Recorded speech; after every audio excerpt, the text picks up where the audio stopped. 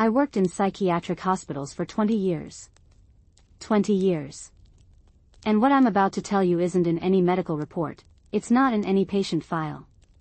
Because there are things that happen in those corridors, especially in the early morning hours, that science still can't explain. I saw patients whom the entire staff considered lost, completely disconnected from reality, suddenly describe things that were happening on another floor, with impossible details. I saw people who hadn't spoken in years pronounce the names of people who had just died on the other side of the city.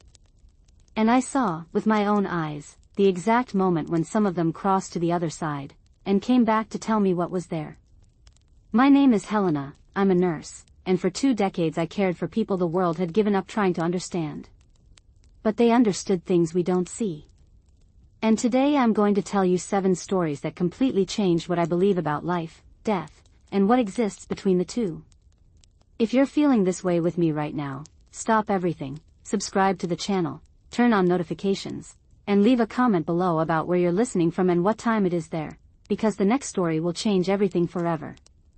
The first time I realized there was something beyond what the manual said was with Mr. Augusto.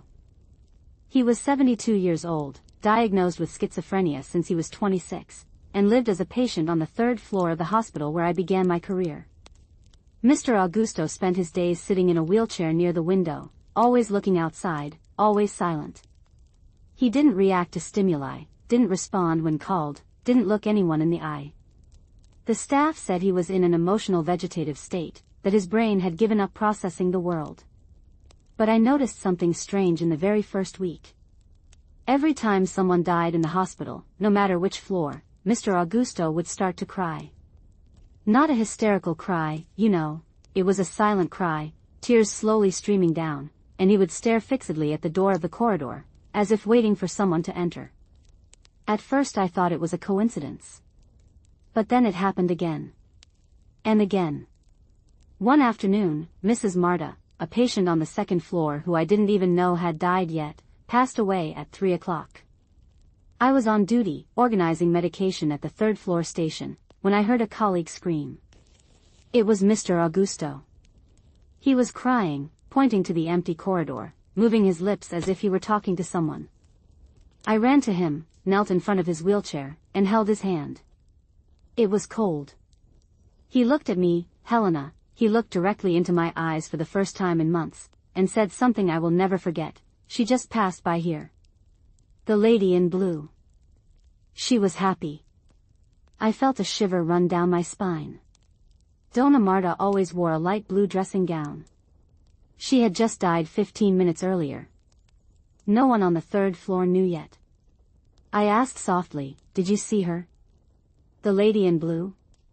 He nodded slowly, wiped away tears with the back of his hand, and whispered, "She's not sick anymore. She left with her husband."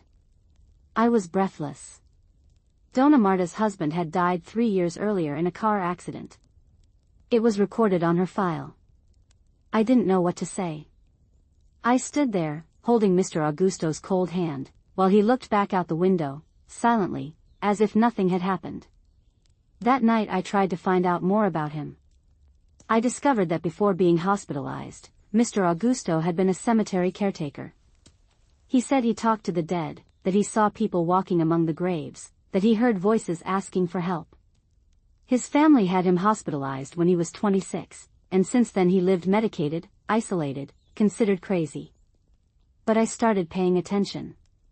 Every time someone died in the hospital, Mr. Augusto cried. And when I quietly asked him what he had seen, he always described someone. A woman with short hair. A man in a suit. A small child. And when I went to check, I discovered that those descriptions matched deceased relatives of the patients who had just passed away. The doctors said it was a hallucination, that his brain was creating those images to compensate for the isolation. But I've seen a lot in 20 years, and I know when someone is making it up and when someone is reporting what they really saw. Mr. Augusto wasn't making it up. He saw it. One day, about 3 weeks after that episode, he called me. I was walking down the hallway with the medicine tray and I heard a weak voice, "Miss, young lady with her hair tied up." I turned around. It was him. looking at me. He pointed to his own wheelchair and said, "When I go, my mother will come to get me. She's already come here twice to see me. She says I don't need to be afraid." I felt my chest tighten.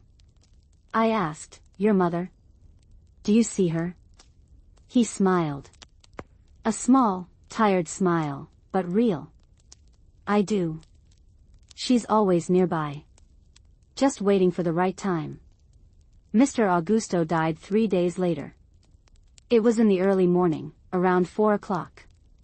I was on duty. When I went into his room to check on him, he was lying in bed, his eyes open, but he wasn't breathing anymore. And you know what struck me most? He was smiling. A peaceful smile, almost relieved. I slowly closed his eyes, held his cold hand one last time, and I swear I felt a gentle presence in the room, as if someone had just left. I looked around. The window was closed. The door, too. But the air seemed different. Lighter. I took a deep breath, finished the procedure, and left. And as I walked down the empty hallway that early morning, I found myself thinking, what if Mr. Augusto was never crazy? What if he only saw what most of us can't see? That was the first time I questioned everything I had learned in college. Because no book, no professor, no medical protocol prepared me to look into the eyes of a psychiatric patient and recognize that maybe, just maybe, he was seeing something real. But I still had no idea what was coming next. The second story happened about 2 years later, in the same hospital, but in a different ward. It was a women's ward, for patients with severe disorders, many with a history of violent outbursts and severe hallucinations. There was a young woman there, Fabiana, 34 years old, who had been hospitalized for almost 10 years. She had a complicated diagnosis, a mix of paranoid schizophrenia and dissociative disorder. Fabiana would spend entire weeks in absolute silence, sitting on the padded floor of her room, hugging her own legs, rocking back and forth. Occasionally she would scream, curse, throw things. But most of the time, she just disconnected. As if she had given up on being there. One day, during my afternoon shift, I went into her room to do my routine check. She was sitting in the corner, as always, but this time she wasn't rocking. She was still. Staring fixedly at the white wall in front of her. I approached slowly, called her name. Nothing. Then I crouched down, tried to get into her field of vision. And then she blinked, turned her face slowly towards me, and said in a clear, firm voice, completely different from the confused tone she usually used, "There's a woman next to you." I froze. I looked around. There was no one there. Just her and me in the room. I asked, trying to stay calm, "What woman, Fabiana?" She continued staring at me, without blinking. An older woman. Short, gray hair. She's wearing a flowery, green and yellow blouse.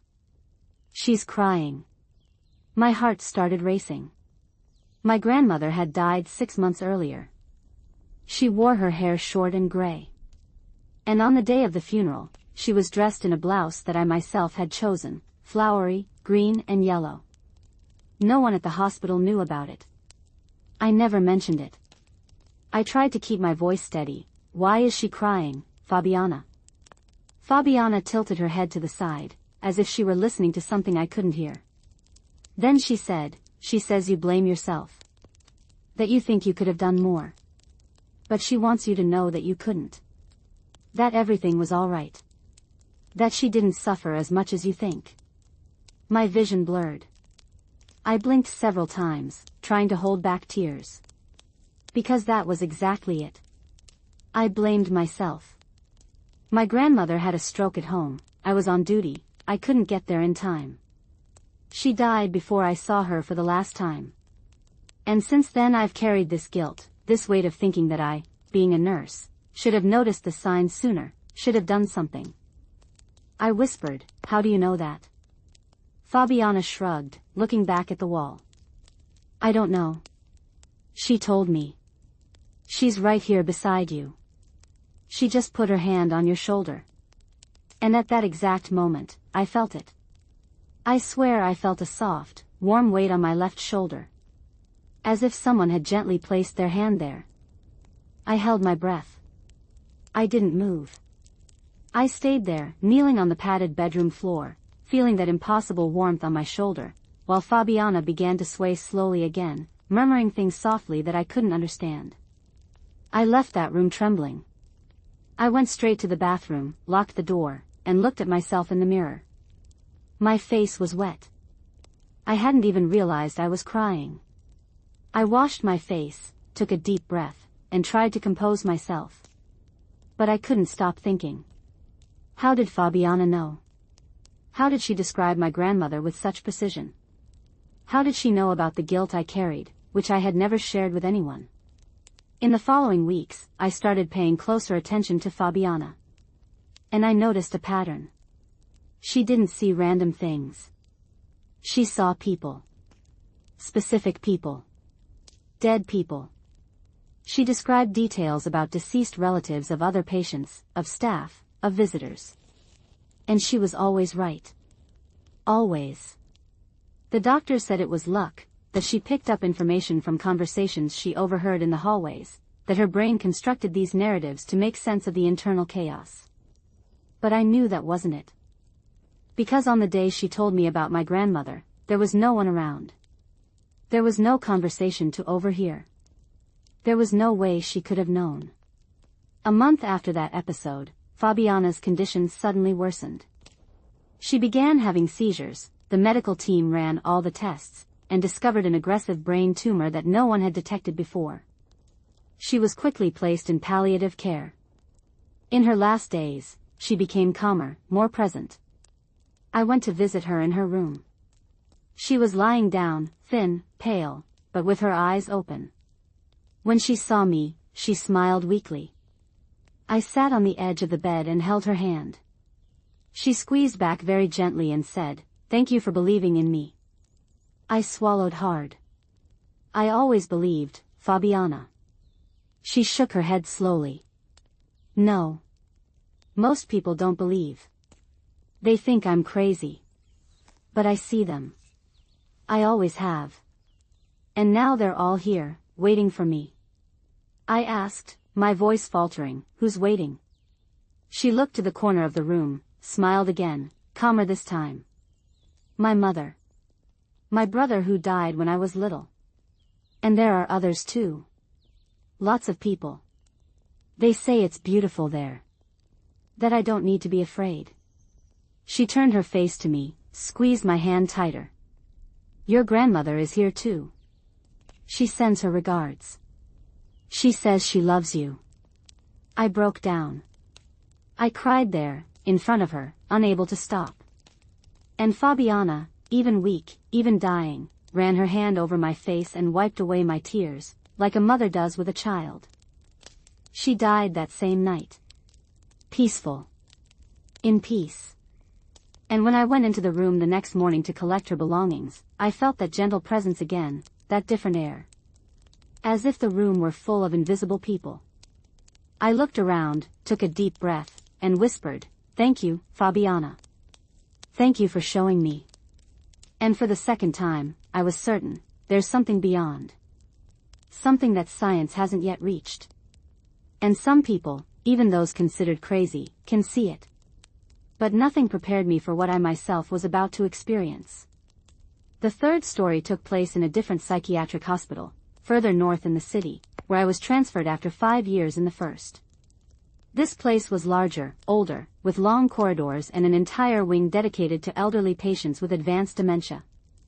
It was there that I met Donna Irasima. She was 89 years old, diagnosed with severe Alzheimer's, and no longer recognized anyone. Not her children, not her grandchildren, not even her own image in the mirror. She spent her days lying down or sitting in an armchair, staring into nothingness, murmuring disjointed words that no one understood.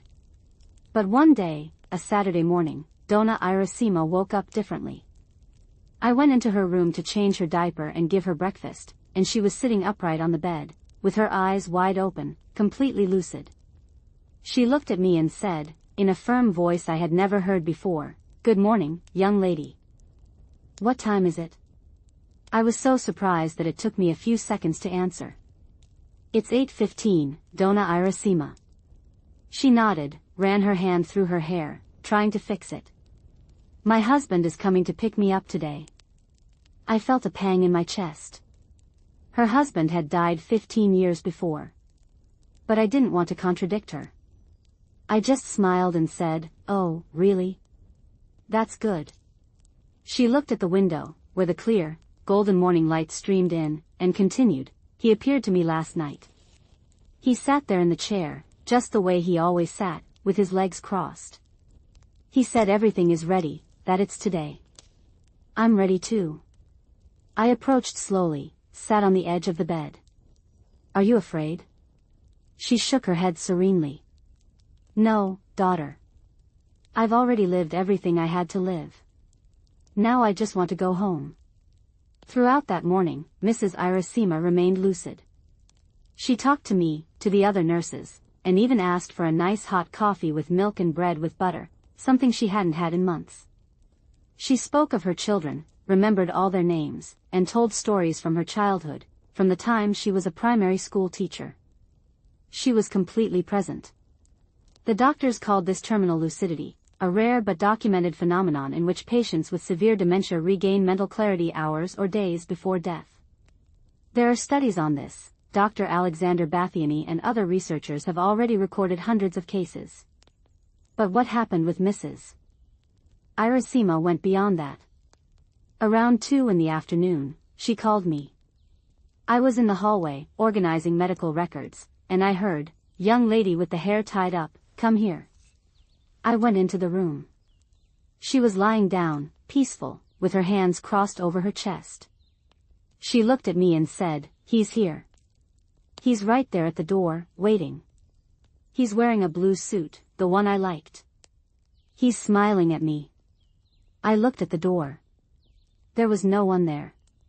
But I saw Mrs. Irasima extend her hand, as if she were taking the hand of someone invisible.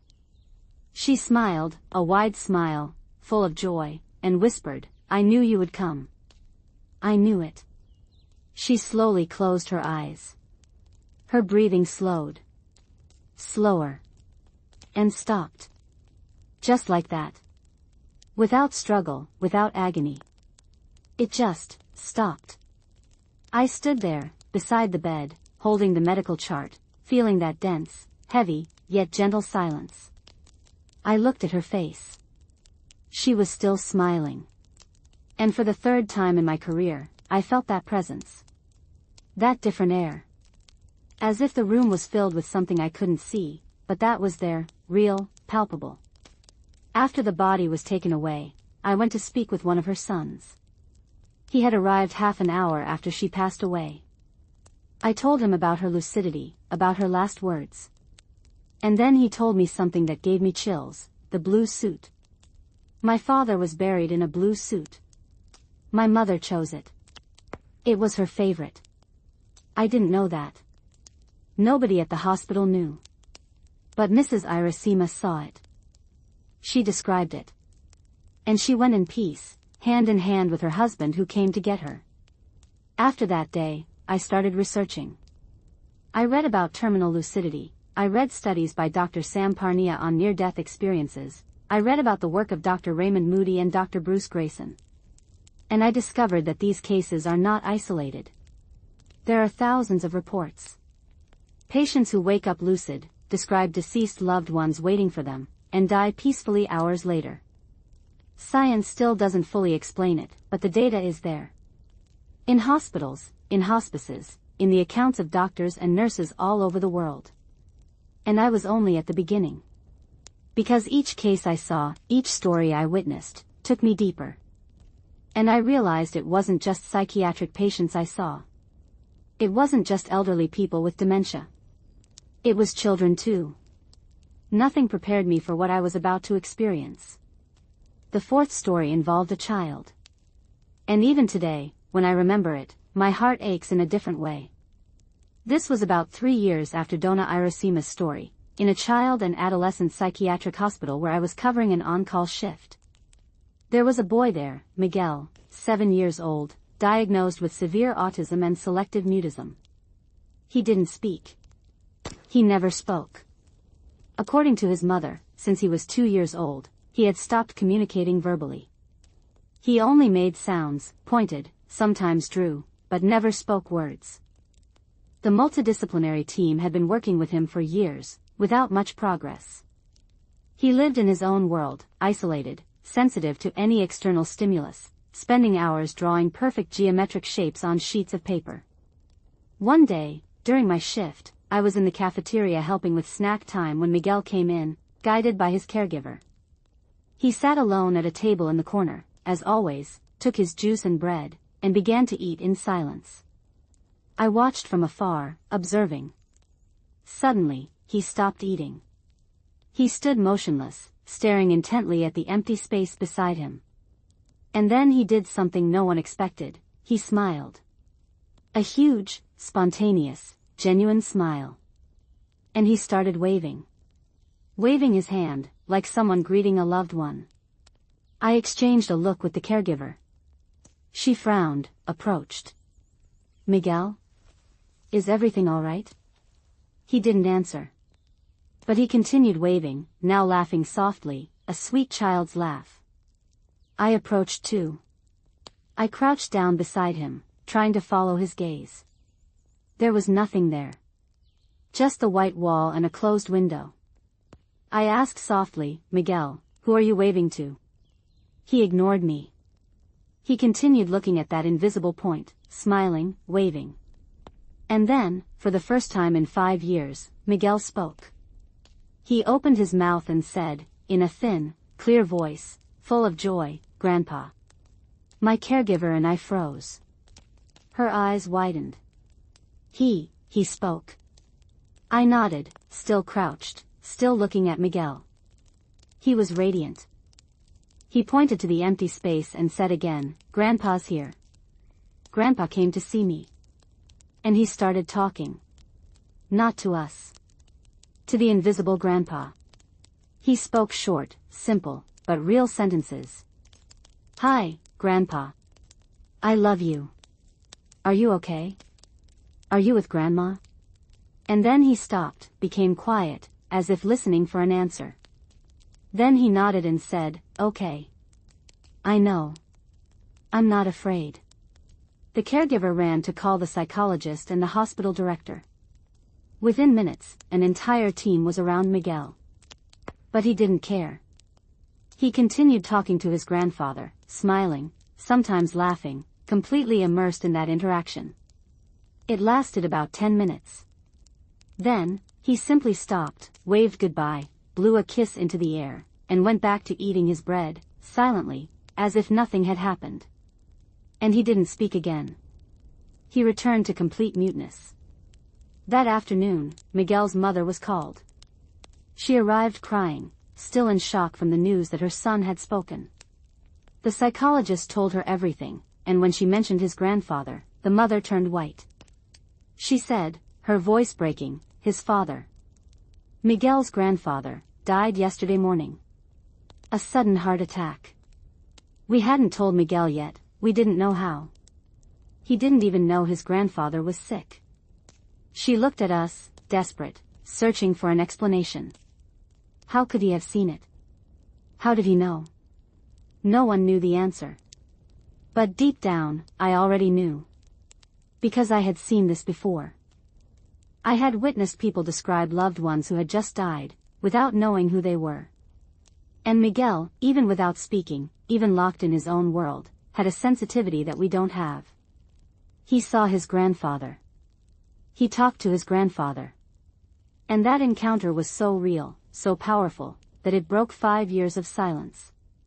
In the following weeks, Miguel began to speak sporadically again. A few isolated words, always related to his grandfather. Grandpa is here. Grandpa protects me. Grandpa is light. The team was divided. Some believed it was a therapeutic breakthrough, that the shock of the loss had unlocked something in his brain. Others thought it was fantasy, a creation of the child's mind to cope with grief.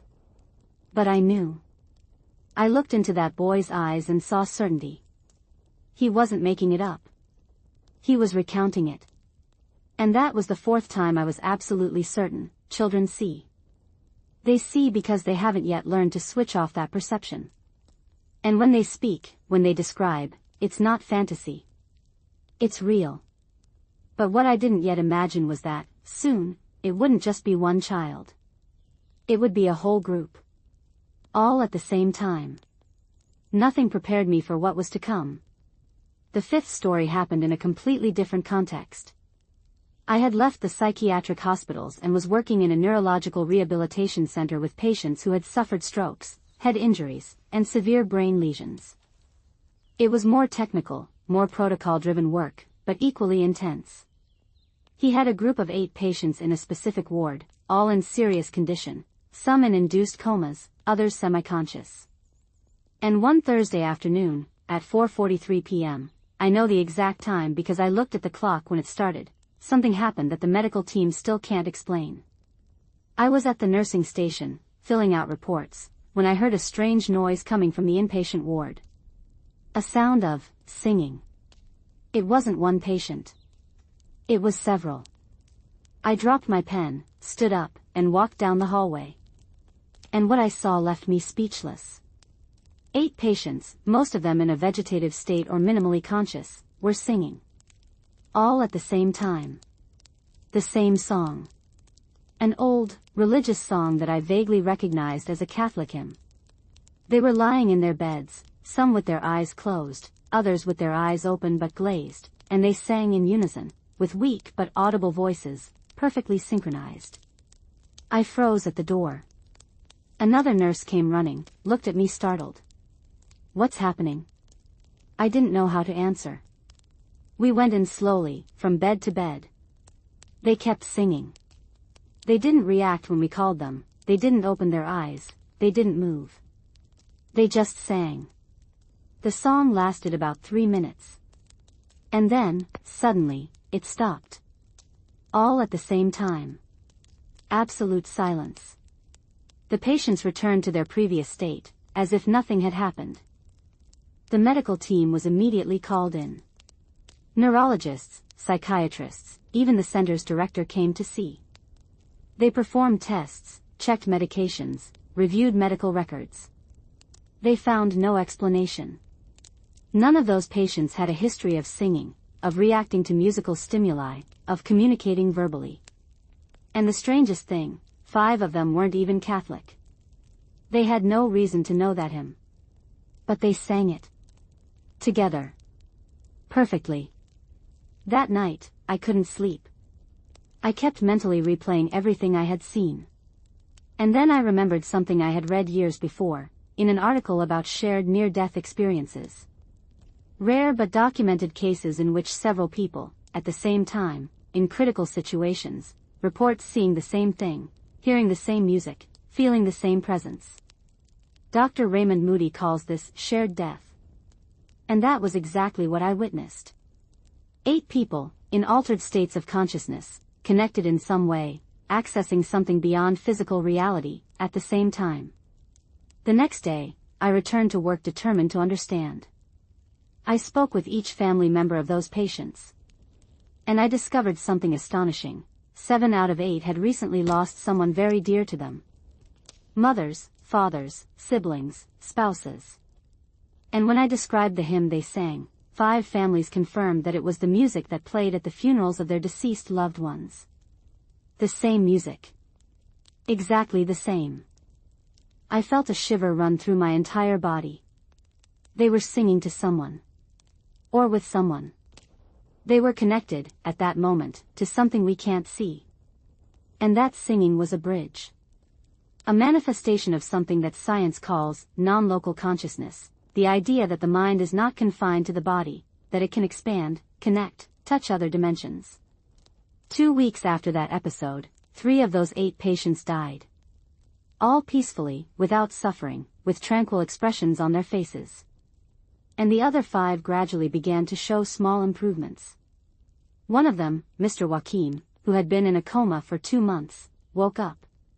And when I went to visit him, days after he regained consciousness, he told me something I will never forget. I saw her. My wife. She came to get me, but I said it wasn't my time yet. She sang to me. And I sang along. At that moment, I was certain, it wasn't a collective hallucination. It wasn't a coincidence. It was real. And science, one day, will be able to measure it, will be able to prove it.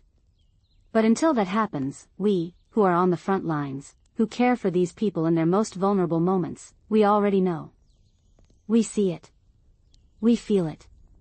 And with each story, I got closer to something that would change my life forever. Nothing prepared me for what I was about to experience. The sixth story was the most impossible of all.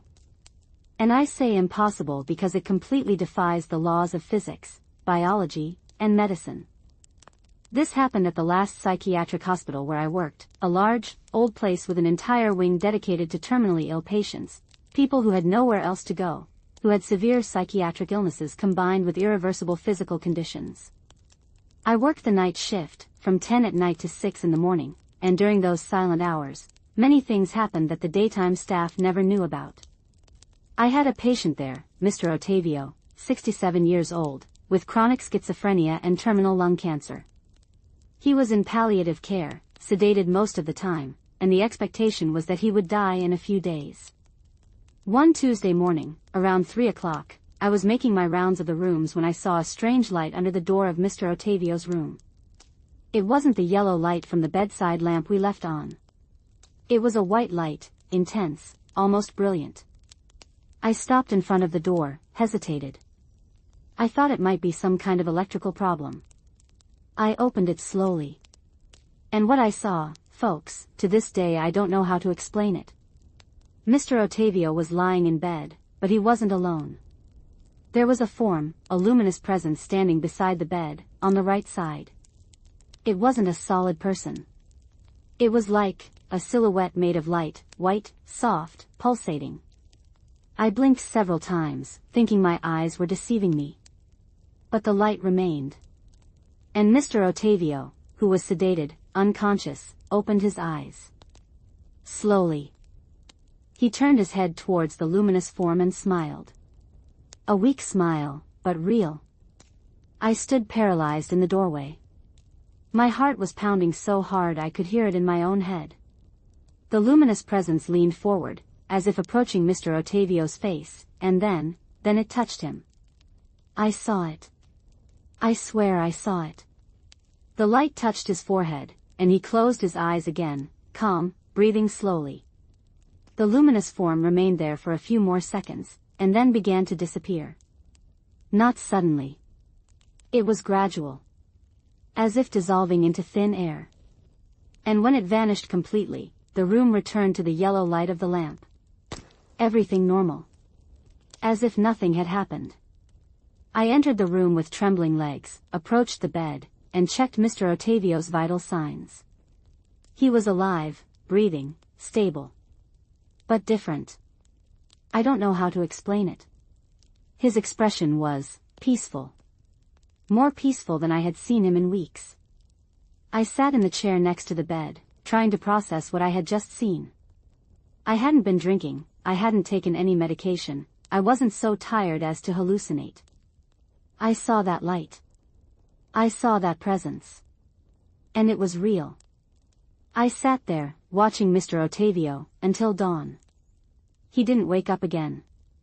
But he was breathing. And when the day's shift arrived, around 6:15, I told the head nurse what I had seen. She looked at me with that skeptical expression, that half-smile of someone who thinks their colleague is too tired. "Helena, you need to rest.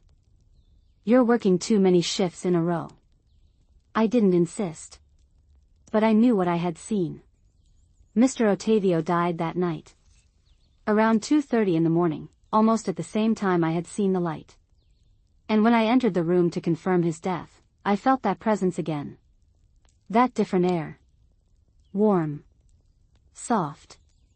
I looked around, as if expecting to see the luminous form again. But I didn't see it. I only felt it. And I knew, deep down, that that light had returned. And this time, it had taken him. After that episode, I started researching more thoroughly.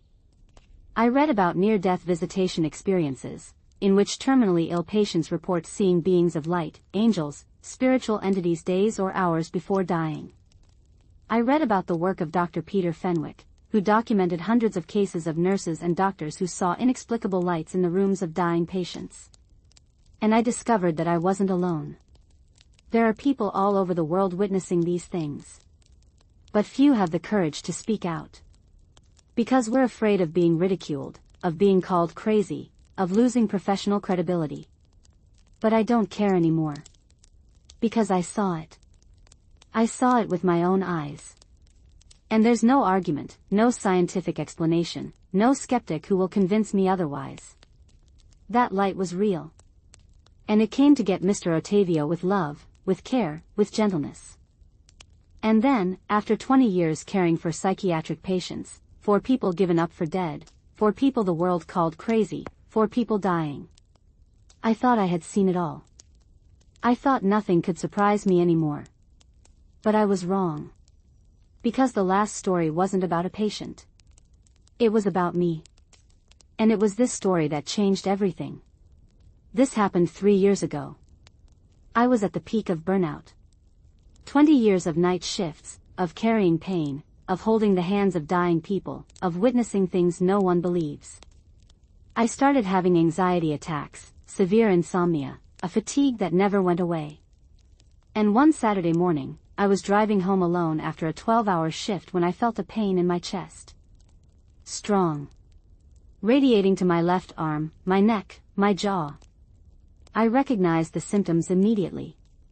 Heart attack. I tried to pull over, but my vision blurred, my hands started shaking. I lost control. I remember hearing the impact, feeling the airbag explode in my face, feeling a sharp, piercing pain, and then, nothing. Darkness. Absolute silence. And then, suddenly, I was no longer in the car. I was standing. On a road. A wide, smooth road, illuminated by a soft, white light coming from all sides at once. There was no sun, no lamps, but everything was luminous. I looked down, saw my body. I was whole. No pain. No tiredness. I felt light. I looked around. The road stretched on, endless, and on either side was a huge, green field, full of flowers I had never seen before. And there were people. Lots of people. Gentle, luminous figures, walking, talking, smiling. I started walking. I didn't know where, but my feet moved on their own, as if I knew the way. And then I saw her. My grandmother. The same one Fabiana had described years before. She was standing in the middle of the road, arms outstretched, smiling that smile I remembered from my childhood. I ran. I ran and threw myself into her arms, and when she hugged me, I felt a warmth, a love, a peace that I had never, ever felt in my life. I cried. I cried loudly, clinging to her, and she ran her hand through my hair, like she did when I was a child, and said, "Calm down, my daughter. Everything is all right. You're home." I stepped back a little, looked at her, still crying. Did I die? She smiled. No. You just came for a visit. But your time hasn't come yet. I shook my head, desperate. I don't want to go back. I'm so tired. I can't take it anymore. She held my face in her hands, looked deep into my eyes. I know, darling. I know you're tired. But you still have work to do. There are people who need you. And when your time really comes, I'll be here waiting. I promise. I tried to argue, I tried to ask her to stay, but she shook her head again, firmly. And then other people appeared. My grandfather, whom I barely knew. An aunt who died when I was a teenager. And, to my surprise, some of the patients I had cared for over the years. Mr. Augusto. Fabiana. Mrs. Iracema. Mr. Ottavio. All there, smiling, waving at me. And Fabiana came closer, held my hand, and said, Thank you for believing. Now you know. Now you've seen. You'll come back and tell. Because there are people who need to know that this is real. And then everything went white. Completely white. And I heard distant voices, screams, the sound of a siren. I felt a sharp pain in my chest, as if my heart had been punched. I opened my eyes. I was lying on the ground, next to the wrecked car, surrounded by paramedics. One of them held the defibrillator, the other checked my vital signs. She's back. We have a pulse. I tried to speak, but no sound came out. I could only cry. Cry from frustration, from relief, from longing for that place. For that light. For that love. I was hospitalized for 3 days. A massive heart attack, the doctor said. I had 2 cardiac arrests at the accident site. I was clinically dead for 4 minutes. 4 minutes. And in those 4 minutes, I lived a whole life. I saw the other side. I talked to my grandmother. I felt the purest love that exists. And I came back. Not because I wanted to. But because it wasn't my time yet. From that day on, I'm no longer afraid of death. Not at all. I know, I don't believe it, I know there's something after. I know we don't end. I know that those we love await us on the other side. And I know that those patients I cared for 20 years, those whom the world called crazy, they weren't making it up. They were seeing. They had access to a dimension that most of us have turned off, out of fear, out of skepticism, out of conditioning. And now I use my experience to help. I talk to terminally ill patients, to grieving families, to people who are afraid of dying. And I say, don't be afraid. Don't be. Because on the other side there is light. There is love. There is peace. And there are people waiting for you. People who love you more than you can imagine. I still work as a nurse. But now I work in a different way. I no longer ignore it when a patient says they saw someone. I listen. I believe them. I hold their hand and say, I know. I saw it too. And the relief I see in their eyes, the peace they feel when they are validated, when they are not treated as crazy, that is priceless. Death is not the end. I can guarantee you that with all certainty. Death is just a passage. A door. And on the other side, there are so many good things waiting that, when you truly understand this, when you feel it in your heart, you will stop being afraid to live. Because you will understand that you have nothing to lose. Only to gain.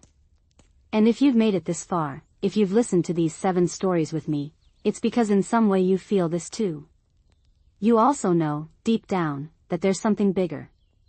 And it's okay to doubt. It's okay to question. But when your time comes, when you're lying in that bed, breathing slowly, feeling your body tire, pay attention. Because you will see. You will feel. And you will understand that everything I've told you here is true. Thank you for staying with me until the end. Thank you for believing. And remember, leave a comment below about what you felt. Tell us if you or someone you know has gone through something similar. Because the more we talk about it, the more we share, the less fear we have. And the more love we spread. Death is not the end. It's just the beginning. And on the other side, there is light.